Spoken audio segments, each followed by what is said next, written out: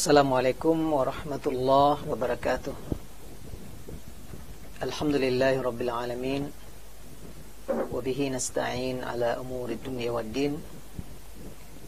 Wassalatu wassalamu ala ashrafil anbiya'i wal mursalin Nabiyyina Muhammadin wa ala alihi wa sahbihi ajma'in. Asyhadu an la ilaha illallah waliyus salihin. Asyhadu anna Muhammadan abduhu wa rasuluh arsalahu Allahu rahmatan lil alamin. Ma'asyiral muslimin wal muslimat, usikum wa nafsi bitaqwallah faqad fazal muttaqun. Ya ayyuhalladzina amanu taqullaha haqqa tuqatih wa la tamutunna illa wa antum muslimun. Kaum muslimin dan kaum muslimat, hamba-hamba Allah dimanapun berada, rahimakumullah. Alhamdulillah, senantiasa kita bersyukur kepada Allah Subhanahu wa ta'ala atas nikmat iman, nikmat Islam, nikmat kita dimudahkan beribadah dan beramal soleh, terutama di hari-hari terbaik, di 10 terakhir di bulan Ramadan ini. Semoga Allah Subhanahu wa ta'ala memudahkan kita untuk meraih Lailatul Qadar pada Ramadan 1441 Hijriah. Salat dan salam untuk Nabi Muhammad sallallahu alaihi wasallam. Allahumma shalli ala Muhammad wa ala alihi wa sahbihi ajma'in. Beliaulah teladan, uswah hasanah, qudwah bagi orang-orang beriman, bagi kita semuanya yang ingin menapaki jalan-jalan dakwah, jalan perjuangan, jalan kehidupan Rasulullah sallallahu alaihi wasallam. Kaum muslimin dan kaum muslimat, hamba-hamba Allah rahimakumullah. Kajian sirah nabawiyah kita pada kali ini adalah tentang perang Uhud. Pada pertemuan sebelumnya kita sudah membahas beberapa peristiwa-peristiwa penting, kejadian-kejadian penting selepas perang Badar, di mana setelah kekalahan kafir Quraisy pada perang Badar, mereka senantiasa ingin berupaya membalas dendam kekalahan ini, baik secara orang per orang, person, ataupun secara umum penduduk kafir Quraisy. Karena kekalahan mereka dalam perang Badar betul-betul menyakitkan, disebabkan hasil perang tersebut membuat mereka sangat malu dengan bangsa Arab. Quraisy yang hebat, yang besar, kalah dari pasukan kecil. Apalagi para pemimpin kafir Quraisy tewas dalam perang Badar.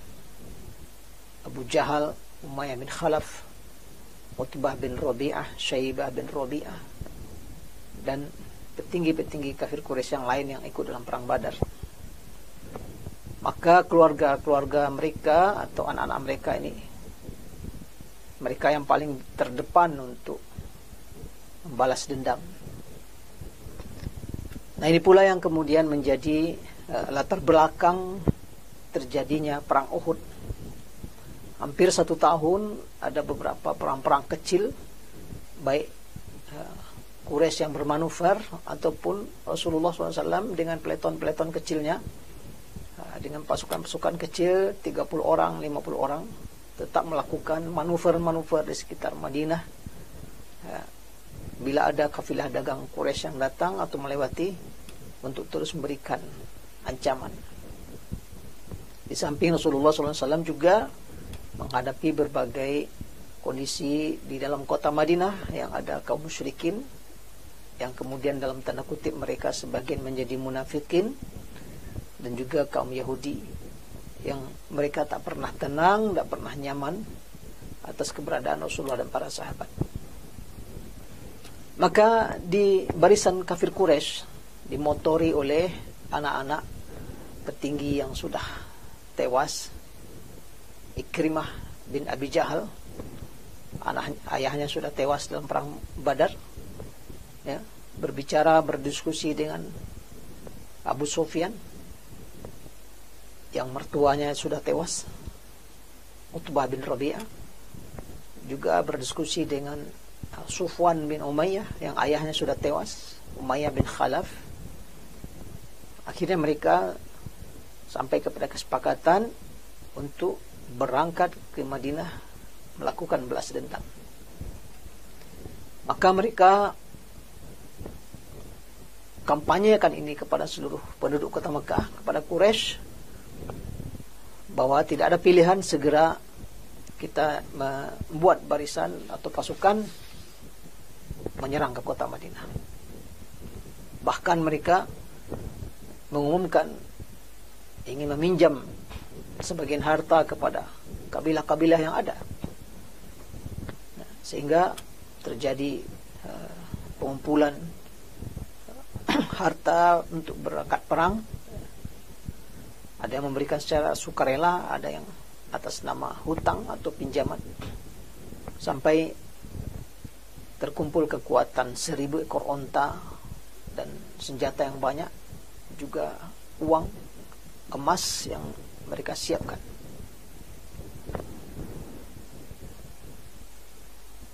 Maka situasi di Mekah sudah dalam kondisi siap siaga, barisan atau pasukan satu persatu terkumpul dan sampai kekuatan 3000 prajurit yang mereka semua dipimpin oleh Abu Sufyan. Nah, kaum muslimin dan kaum muslimat, kita ketahui ada paman Rasulullah masih berada di Mekah, Abbas bin Abdul Muttalib, yang dia dengan beberapa anggota keluarganya masih merahasiakan keislaman. Kita masih ingat dulu sebelum hijrah, ketika terjadi Bai'at Aqabah yang kedua, yang itu merupakan sudah tahapan Rasul akan ditampung di Madinah, akan diambil atau hijrah ke Madinah oleh orang-orang Muhajirah atau orang Ansar. Itu paman Rasulullah hadir di malam gelap pertemuan rahasia itu, dan sebenarnya Abbas sudah merahasiakan keislamannya. Ketika perang Badar berhasil dengan kemenangan kaum muslimin di Badar, para sahabat Rasulullah menang, Quraisy kalah, itu Abbas dan beberapa keluarganya dan orang-orang Islam yang masih merahasiakan keislamannya di kota Mekah, itu bukan main lega bahagianya. Nah, pada kali ini dia sekaligus berfungsi sebagai mata-mata dan intelijen bagi Rasulullah SAW.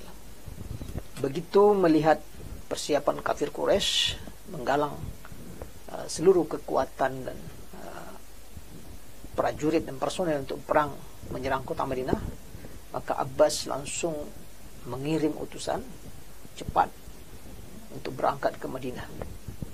Jarak hampir 500 km oleh utusan Abbas ini tempuh dalam hanya 3 hari saja. Abbas mengirim surat menyampaikan kepada Rasulullah bahwa Quraisy sudah akan segera berangkat menyerang Madinah. Begitu surat ini sampai kepada Rasulullah Sallallahu Alaihi Wasallam, Rasulullah langsung memanggil Ubay bin Ka'ab di dalam Masjid Nabawi. Beliau bacakan isi surat kepada Rasulullah bahwa Quraisy ini segera datang menuju Madinah. Maka Rasulullah perintahkan para sahabat atau Ubay segera rahasiakan ini. Lalu Rasulullah menyiapkan pasukan. Nah, ini sebagai kondisi awal menjelang perang Uhud.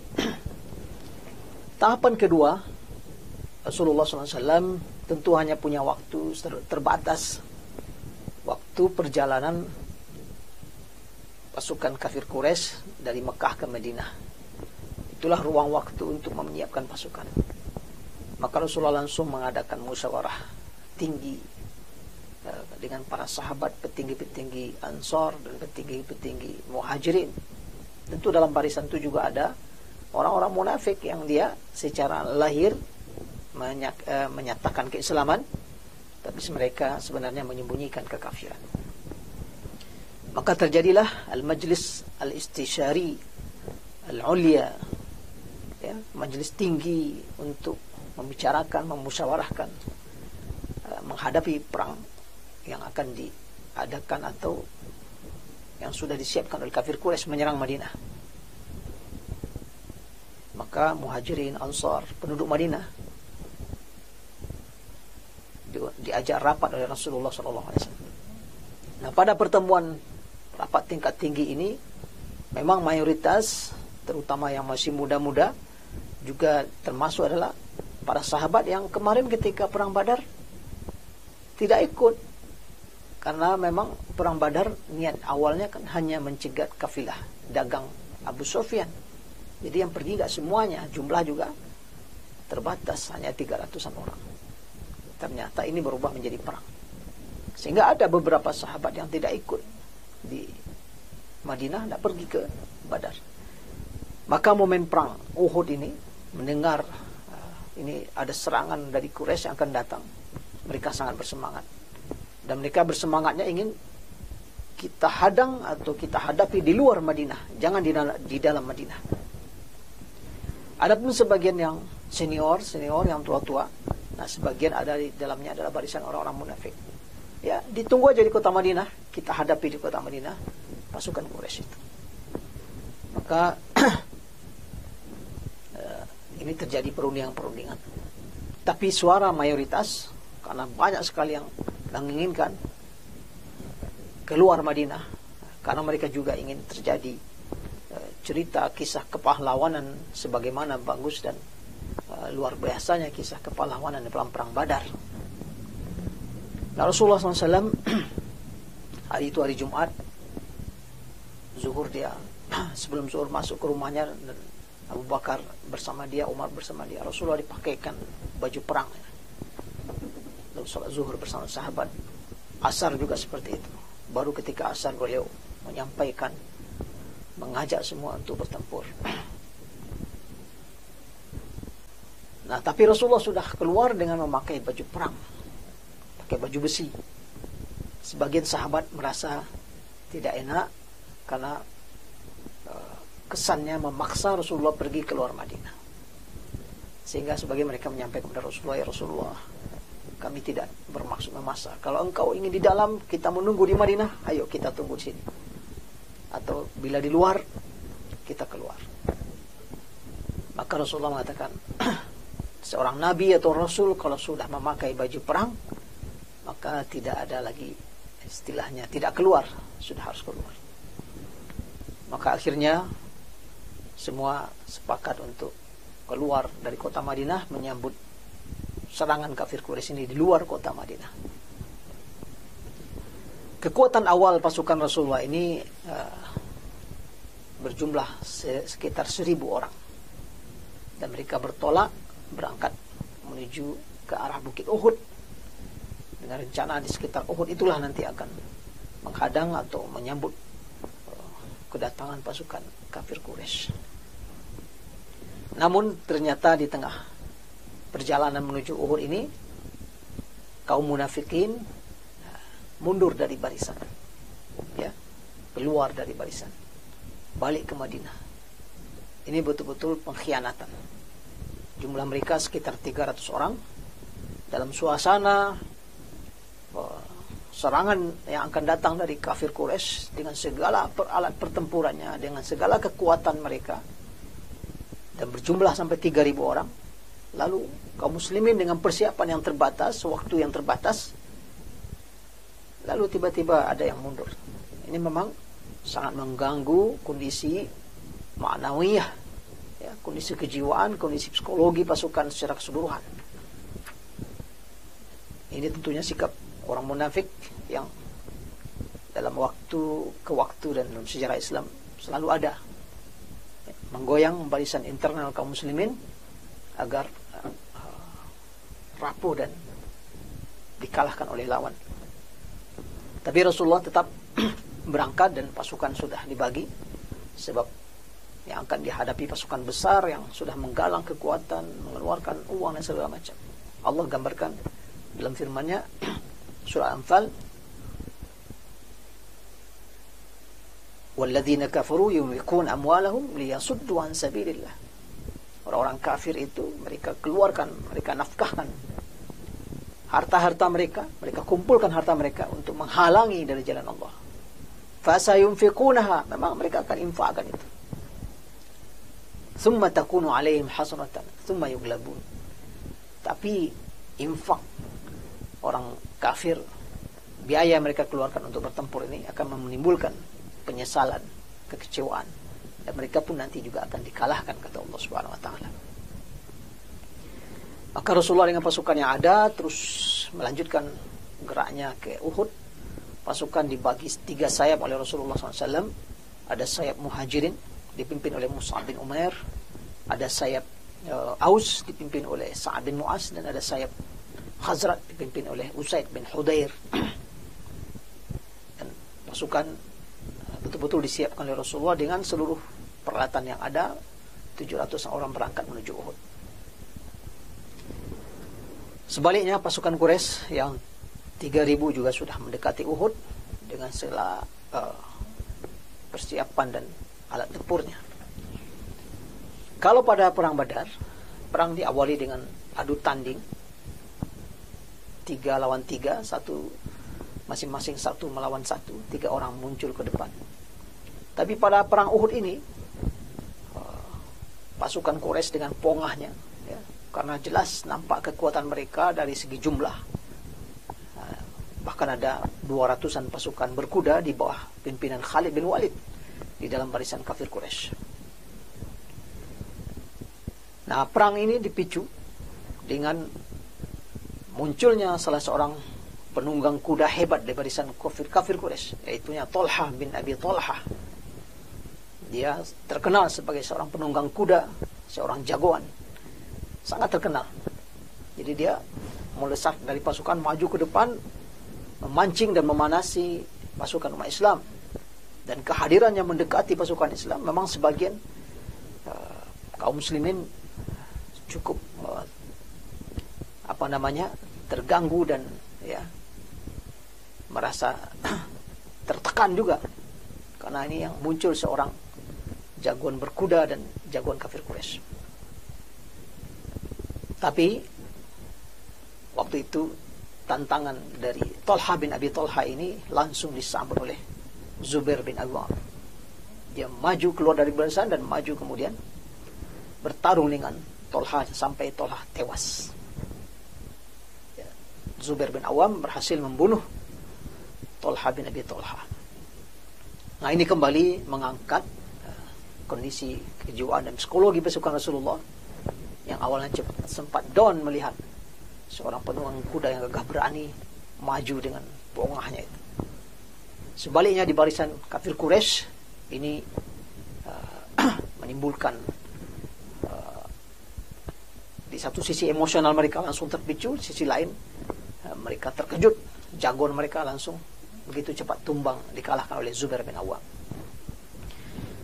Rasulullah juga membagi pasukan, ada sekitar 40 orang dipimpin oleh Abdullah bin Jubair, diletakkan di bukit kecil di depan Uhud yang sekarang dikenal dengan Jabal Rumah, ya, bukit para pasukan berpanah. 40 orang ini adalah pasukan berpanah, sudah diberi amanah oleh Rasulullah SAW. Uhmu zuhurana, kata Rasulullah, kalian tugasnya jaga punggung kami. Jadi pasukan berperang di depan bukit kecil itu, mereka di bukit yang di belakang, karena ada potensi menyusup lawan dari arah belakang. Jadi mereka bertugas menjaga punggung pasukan Rasulullah. Pasukan berpanah ini diletakkan Rasulullah di sana. Kata Rasulullah memberikan arahan, in ra'aitumuna nuqtal, jika kalian saksikan kami terbunuh, fala ta'tunana, jangan turun. Wa in ra'aitumuna qad ghanimna fala tusyrikuna, kata Rasulullah sallallahu alaihi wasallam. Dan kalau kalian lihat kami sedang mengumpulkan ghanimah, artinya kalau kami menang, jangan pula kalian ikut serta ke bawah. Jadi instruksinya jelas. Kalau kami terbantai di bawah, kalah, kalian jangan turun dari bukit itu. Tugasnya terus menjaga kami di atas bukit. Tapi kalau kalian lihat kami menang, kami mulai mengumpulkan ghanimah, jangan juga turun sampai aku kirim utusan untuk boleh turun. Jadi jelas arahan dari Rasulullah SAW kepada pasukan berpanah. Dan memang pasukan ini menjadi sumber kekuatan pasukan Rasulullah, karena keterjagaan dari belakang membuat musuh hanya bisa fokus menyerang dari depan. Dan kemudian pasca terbunuhnya Thalhah bin Abi Thalhah di tangan Zubair bin Awam, perang langsung berkecamuk. Ya, perang terbuka antara pasukan Rasulullah SAW dengan pasukan kafir Quraisy. Tentu pertarungan bebas dengan senjata pedang, panah, tombak ini salah satu bentuk pertempuran atau perang yang mengerikan sebenarnya. Berbeda dengan perang modern, pakai senjata dari jauh, dari tempat bersembunyi, apalagi menggunakan teknologi saling tidak kelihatan. Ini sangat terbuka, siapa saja bisa menusuk dan menikam siapa saja. Dengan izin Allah Subhanahu wa taala, pertempuran ini berlangsung dengan cepat. Pasukan Rasulullah dengan cepat juga kemudian menguasai medan tempur dan memukul mundur pasukan kafir Quraisy. Sehingga kesannya pasukan Rasulullah sudah mendapatkan kemenangan. Pasukan kafir Quraisy jauh terpukul mundur. Dan mereka sudah diambang kekalahan. Ya. Dalam situasi itu, pasukan kafir Quraisy sudah mulai lari, sebagian terbirit-birit ketakutan. Ya, tentu sudah kocar-kacir. Dengan izin Allah Subhanahu wa taala, mulailah sebagian mengumpulkan rampasan perang. Ya, mengumpulkan rampasan perang. Nah, situasi ini rupanya memecah konsentrasi pasukan berpanah yang di atas bukit kecil. Sebagian mereka menyaksikan, wah ini perang sudah hampir selesai, ini kita sudah menang, karena sebagian sudah mulai mengumpulkan rampasan perang. Komandan pasukan Abdullah bin Jubair tetap mengingatkan pesan Rasulullah kepada mereka, tapi mayoritas rupanya sudah lupa dan khawatir mungkin tidak akan mendapatkan rampasan perang. Sehingga satu persatu mereka turun ke bawah, meninggalkan posisi yang sudah ditugaskan Rasulullah kepada mereka, menjaga punggung pasukan Rasulullah SAW. Ya, sehingga kemudian hanya tersisa sekitar 10-an orang di atas bukit itu. Selebihnya turun, ikut pula mengumpulkan rampasan perang. Nah, rupanya kaum muslimin dan kaum muslimat, situasi ini dari jauh sudah dipantau oleh Khalid bin Walid yang memimpin sekitar 200-an pasukan berkuda di barisan kafir Quraisy. Begitu dia melihat pasukan berpanah sudah sangat minim di atas bukit, maka ketika itulah Khalid bin Walid membawa pasukan berkudanya memutar ke belakang, mendekati bukit Uhud dan terus ke belakang bukit kecil tempat berjaganya pasukan berpanah ini. Dan kemudian mereka berhasil membantai ke-10 pasukan berpanah yang menjaga di atas ini, syahid semuanya. Lalu dengan mudah mereka kemudian menyerang pasukan Rasulullah dari belakang. Nah, inilah yang membuat titik balik pertempuran, yang nyaris sudah sedikit lagi pasukan Rasulullah ini akan menyelesaikan perang dan memenangkannya. Tapi tiba-tiba datang serangan dari belakang disebabkan oleh pasukan berpanah di atas bukit Uhud yang dalam tanda kutip tidak disiplin dengan tugas yang diberikan oleh Rasulullah. Selera mereka, ya, keinginan mereka untuk mengambil rampasan perang, ghanimah bersama yang lain, telah membuat mereka lupa perintah Rasulullah. Dan ini kemudian membuat situasi menjadi berubah. Justru pasukan Rasulullah yang menjadi kocar-kacir karena tiba-tiba ada serangan dari belakang, dan pasukan Quraisy justru akhirnya berbalik. Mereka bisa semacam hampir mengurung pasukan Rasulullah SAW. Nah, dalam situasi inilah terjadi peristiwa yang sudah tidak dalam kendali lagi. Bahkan Rasulullah SAW sudah sangat dekat dari jangkauan kafir Quraisy. Pasukan kaum muslimin kocar-kacir. Sampai ada yang meneriakkan bahwa Rasulullah sudah mati, sudah tewas. Membuat beberapa sahabat jatuh langsung, semangat tempur langsung melemah, terkulai. Itu apalagi berperang, Muhammad sudah mati. Itu apalagi berjihad, Rasul sudah tidak ada. Tapi untunglah ini hanya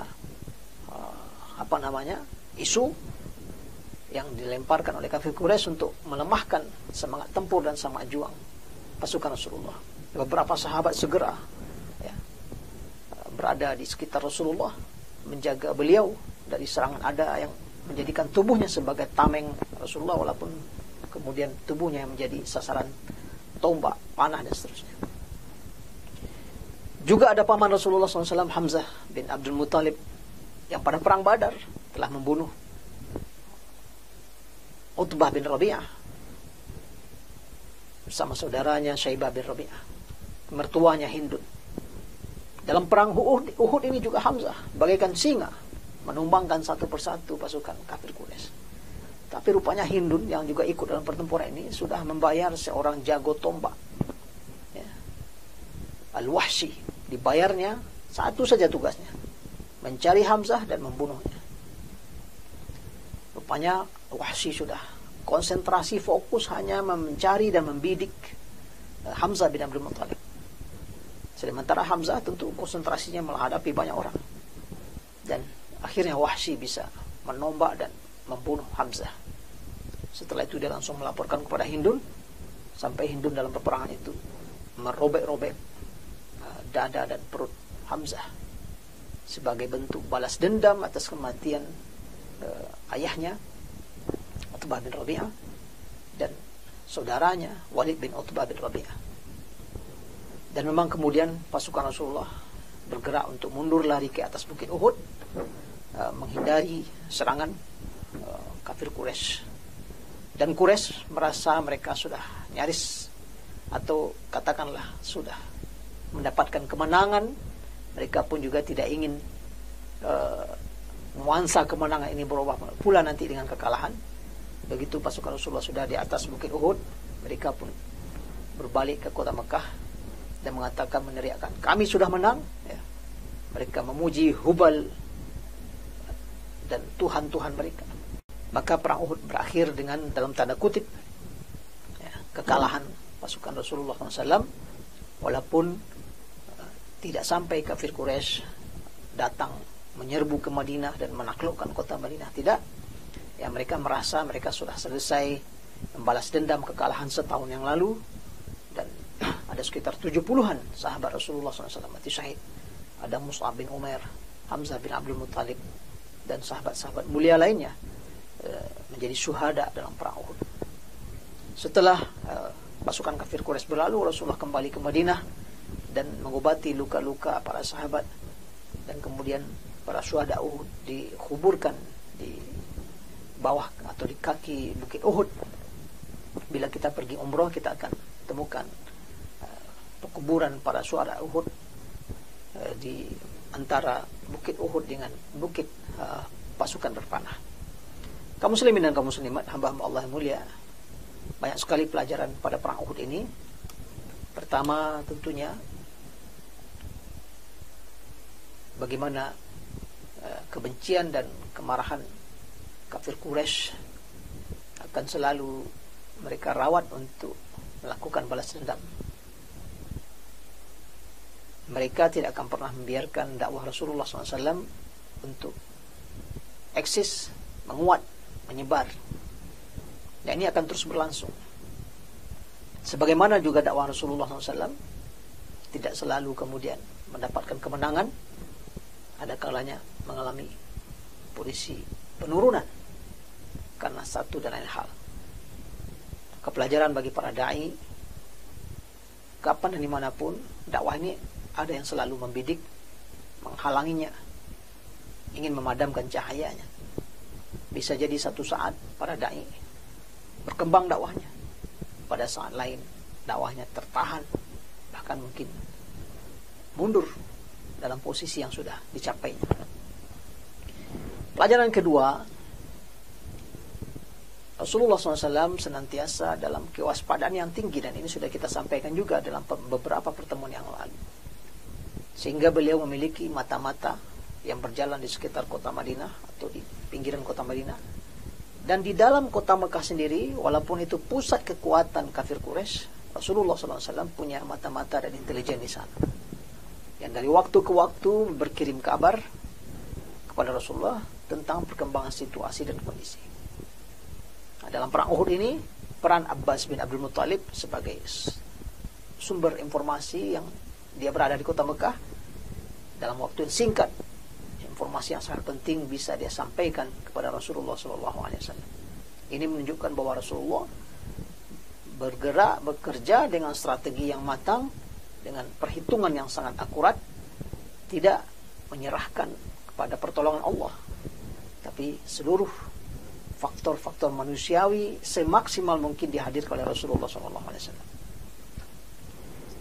Pelajaran yang ketiga bisa kita ambil dalam peristiwa perang Uhud ini adalah bagaimana juga Rasulullah kembali menghidupkan budaya musyawarah.